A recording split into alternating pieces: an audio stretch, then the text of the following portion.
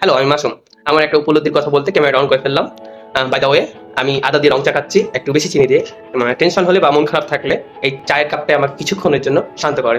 যাই হোক, জীবনে এমন কিছু মানুষ আছে যাদের আমরা নিজের মানুষ ভেবে ফেলি। তাদের এতটা বিশ্বাস করি যে আমাদের নিজের থেকেও বেশি তাদের গুরুত্ব দিয়ে ফেলি। আর ভুলটা সেখানে হয়, কারণ মানুষ খারাপ না, কিন্তু মানুষ বদলায়। আর যখন বদলায় তখন আমরা সব থেকে বেশি কষ্ট পেয়ে থাকি এবং সব থেকে বেশি ভাঙে আমাদের বিশ্বাস।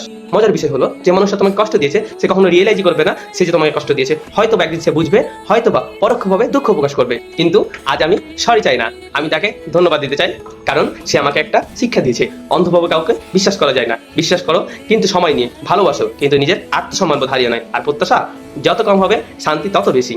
শেষে বাস্তব জীবন থেকে নেওয়া তিনটা কথা বলি। প্রথমত, মানুষের কাছ থেকে অতিরিক্ত প্রত্যাশা রাখবে না। দ্বিতীয়, কাউকে অন্ধভাবে বিশ্বাস করবে না।